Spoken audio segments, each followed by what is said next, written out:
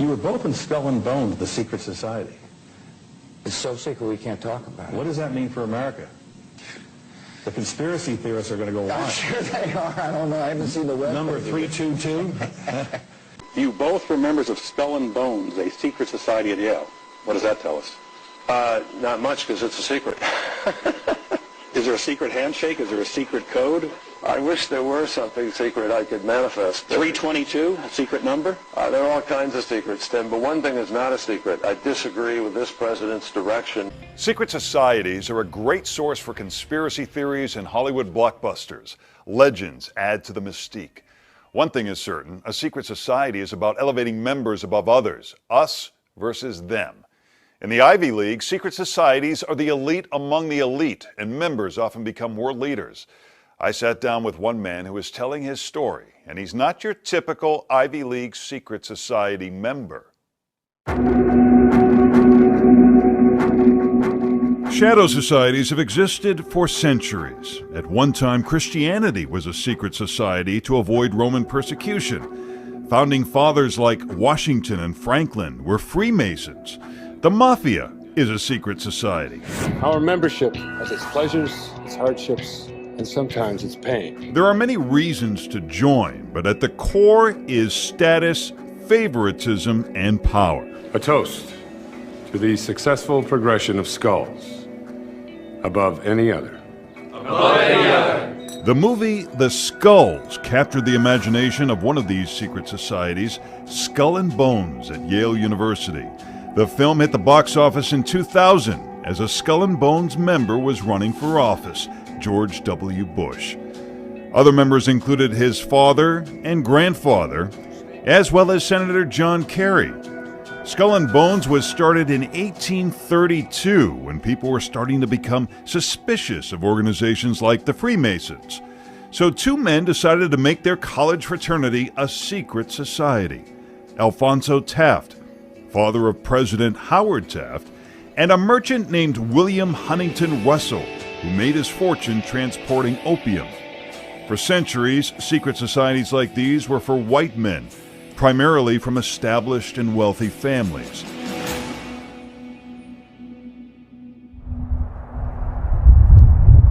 That is not Ian Smith, one of the few African Americans chosen for one of Harvard's secret societies, the Delphic Club. Why did they pick you? You know, it's been several decades since I was a member of the club or joined the club, and I have no idea why they chose me. I am everything that a club is not. I'm African American. I was not wealthy by any stretch of imagination. I come from a working class family. I had no legacy whatsoever at Harvard or in this kind of elite world. I don't know why they chose me, and they don't tell you why they chose you. Under his dorm room door in 1988, he received an invitation with 3 blue torches. That card opened a door to a world most never see. You do learn very quickly how important these clubs are, not just socially, but historically speaking.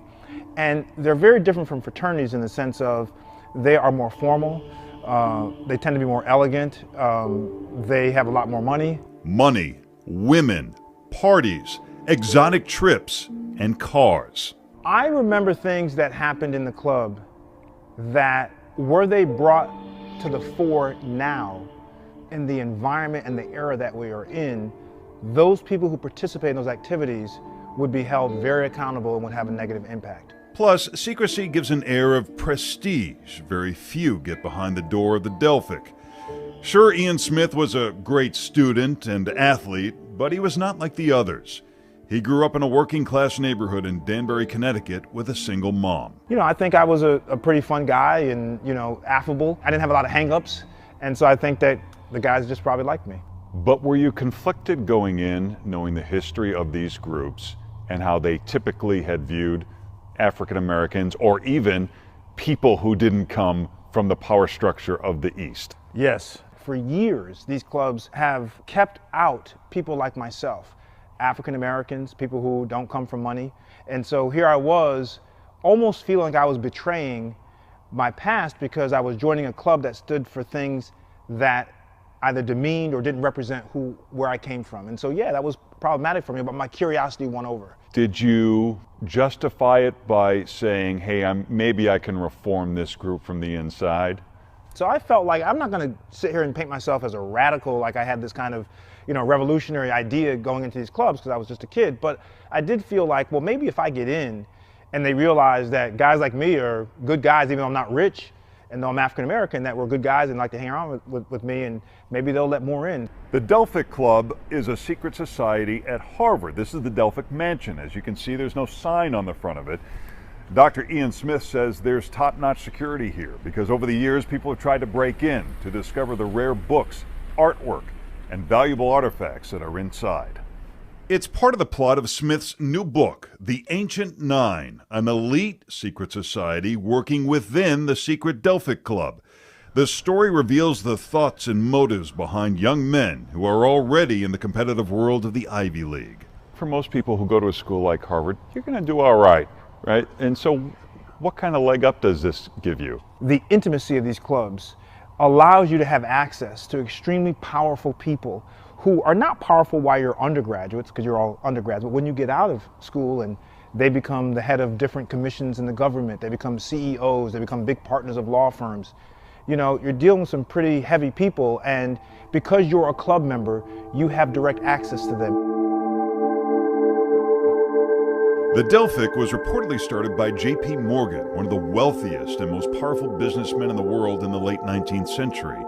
Some people believe these secret societies are part of a master plan to control world events. The reality is, these Ivy League secret societies have generated leaders from Wall Street to Washington, a world that includes banking with dictators or CIA assassinations. That doesn't mean they're driven by some secret handshake from college. As students, some are driven by a thirst for power, others by family legacy. Smith says he was driven primarily by curiosity. I come from the other side of the tracks, and so I was interested to see, how they talk. What do they do on their downtime? What does it look like? Did you find the kids of wealthy families were perhaps not as happy as you would think they would be as a kid who was not wealthy? They were what I expected, in the sense of, these elite, very privileged kids who had a very different lifestyle. That to me was very surreal. His first novel is somewhat autobiographical and infuses a lesson for the other 99% of young men and women who will never get into an Ivy League school, let alone a secret society. When you are a grounded person and you are confident in who you are and what you are, the environment will not have such an impact on you that you lose the core of your being. The clubs are not affiliated with Harvard. The university has tried to shut them down for not being inclusive. Currently, they've taken their biggest push ever to try to squash these clubs. That is, you can't be a captain of a varsity athletic team. You can't hold a student government position. And also, they will not give you recommendations for scholarships like the Rhodes Scholar or something like that. They won't give you these referrals and recommendations. So they're trying, but at the end of the day, these clubs, in my opinion, will be around forever because these clubs are independent organizations, whether the university likes them or not. And what about the Ancient Nine, that elite core within a secret society? The Ancient Nine represents a group of anonymous men who are basically a secret society within the secret society. They've been rumored for many, many years. I will not say whether or not they exist. In secret societies, sometimes the secret isn't about the secret, but whether you can keep it. Smith didn't. He didn't give away all the Delphic secrets, but has he said too much? He says he's not worried. The line between corporate networking and world domination is often set in conspiracy theorists' paranoia and Hollywood producers' imagination. This is the end of the beginning. Welcome to today's show. Banks, retail, food, railroad, industries that some might not be as prominent as they were then, such as railroads.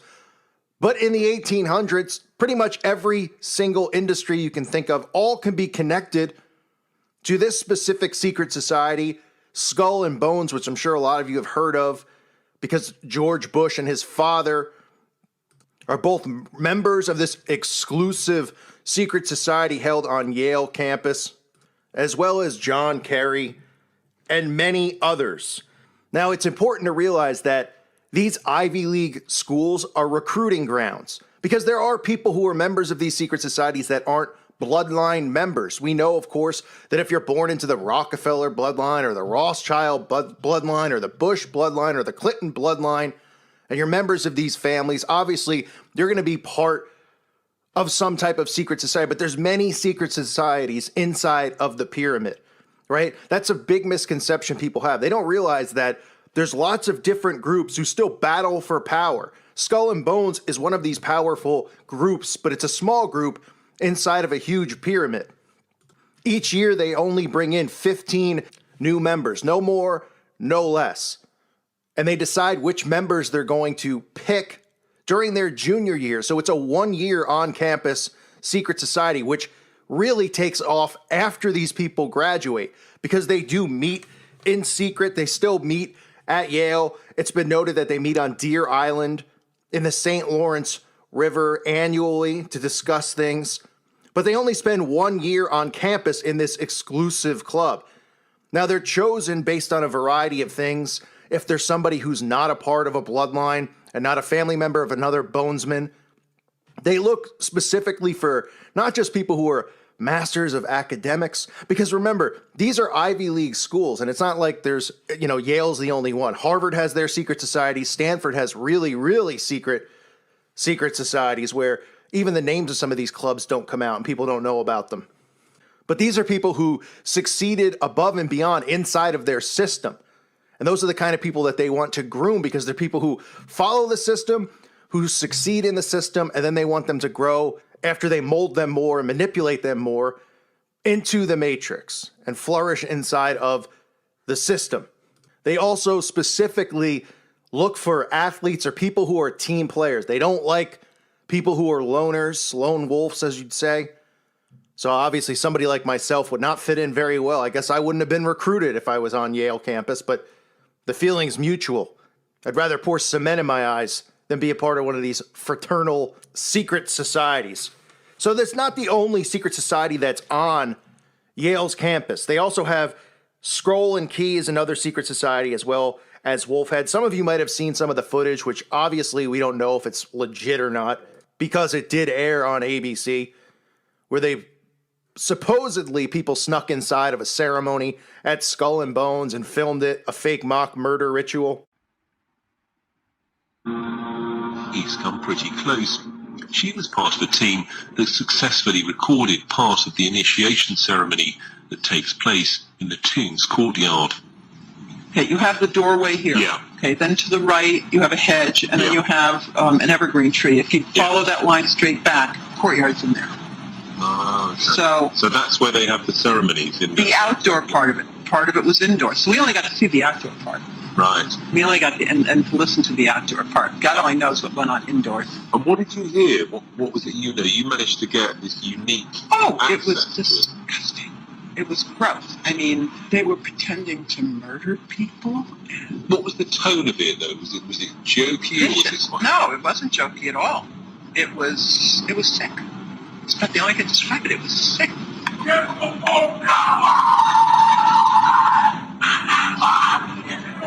What you're hearing is the first recording ever made of the Skull and Bones initiation ceremony. It has never been broadcast before.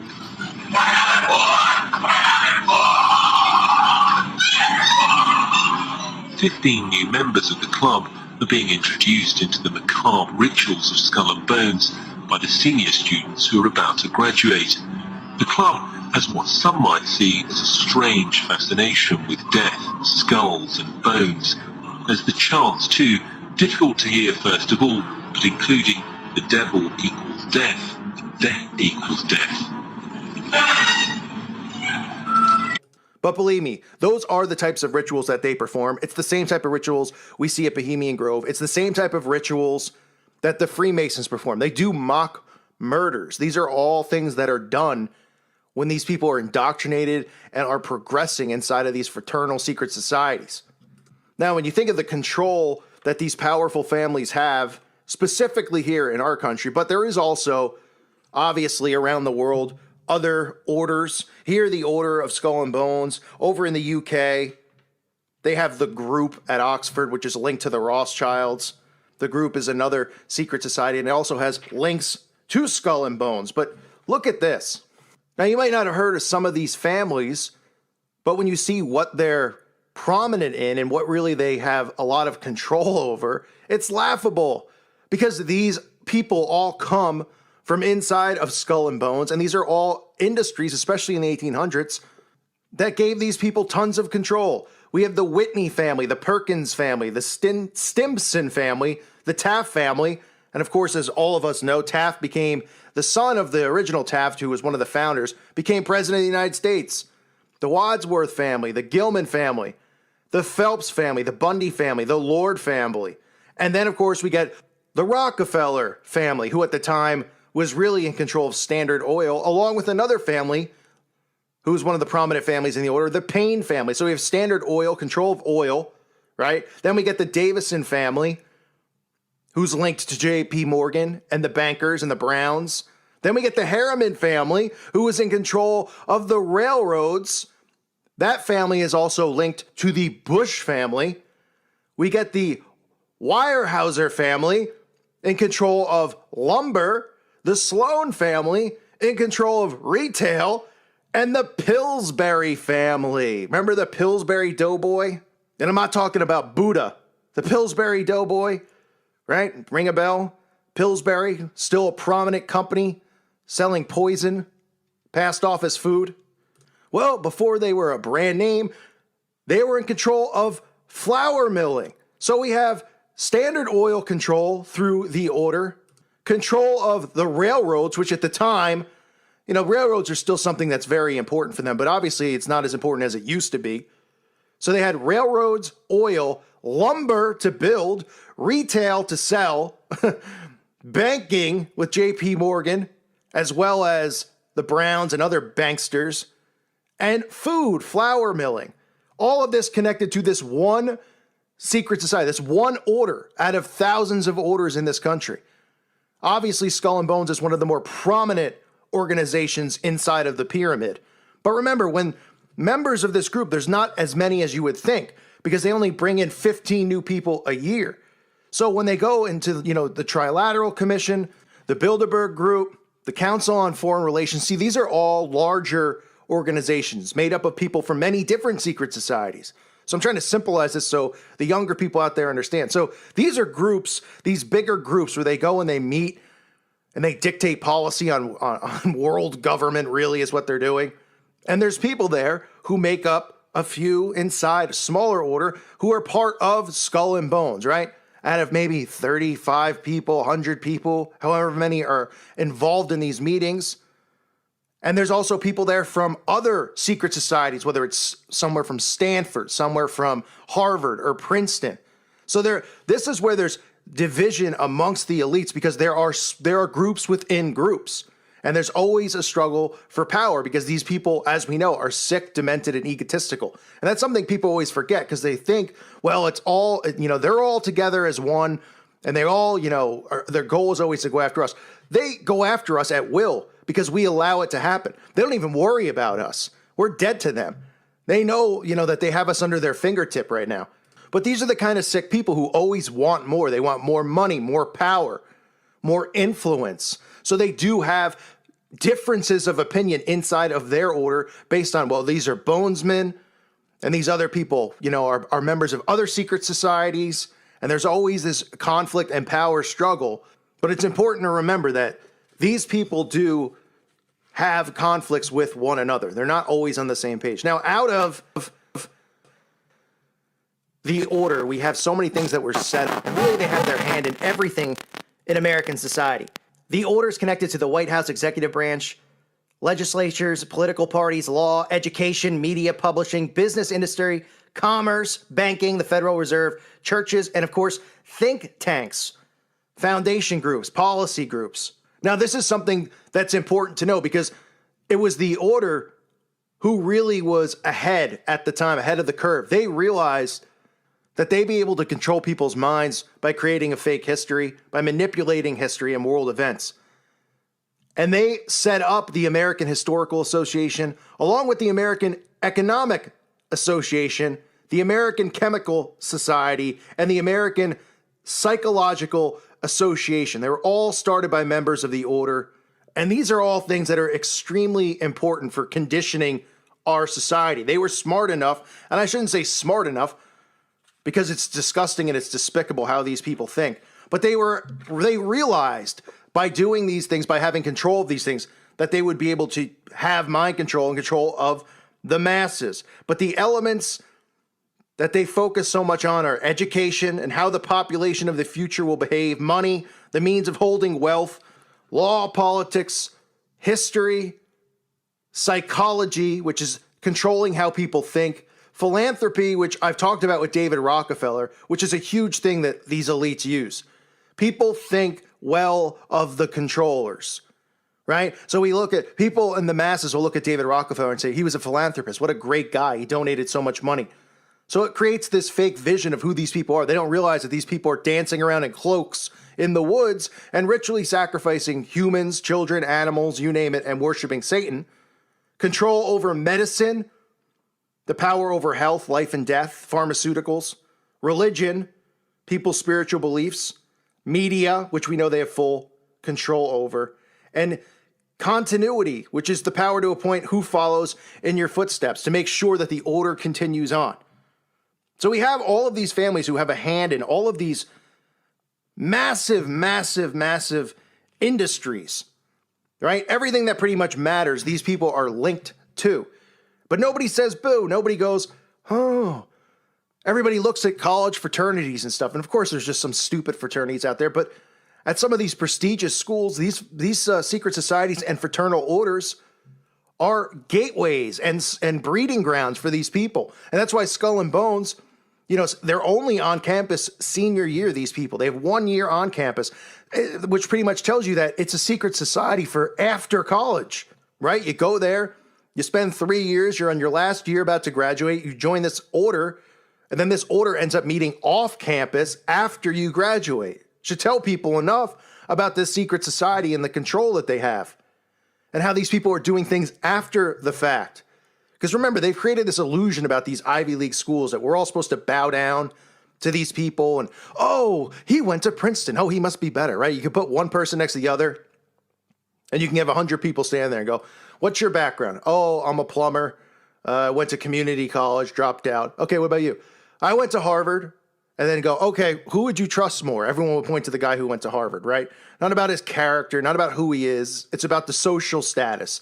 They've created this mind control for people about schools and schooling because they're the ones who go to these schools and they use these schools as breeding grounds for people that they're going to bring in to their secret societies, bring in to government positions, to banking positions, to financial positions. And it's really just control. That's what it is. So remember, this isn't the only order, but Skull and Bones, as most people are aware of, is probably the top order in America. But don't think for 1 second that, you know, people who go to Stanford or go to other schools and are part of these secret societies don't conflict with them inside of the pyramid for power, for who has more control, whose secret society is better, whose order is better, because these people are egomaniacs. But nonetheless, it shows you that these groups and these organizations, not because these people are so successful, oh, they're the Bushes, just each generation just happens to be so smart, even though these guys are dumb as rocks. It's a controlling system, right?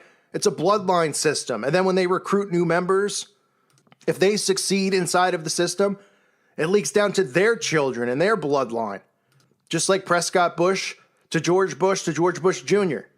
People need to be aware of this because people just think, well, it's only Freemasonry. Okay, there's so many secret orders and secret societies. There's covens, there's satanic secret societies, there's obviously the Freemason secret societies, there's Jesuit secret societies.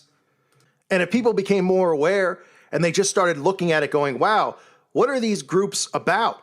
And how come everybody who joins one of these groups gets put in a position of a position of power, not because they're so much smarter and better than anyone else, because it's a system of control. We live in a system of control with the illusion that we're free, that this is a republic. These secret orders control everything going on around the world, whether it's in America and it's the order, or whether it's over in the UK and it's the group.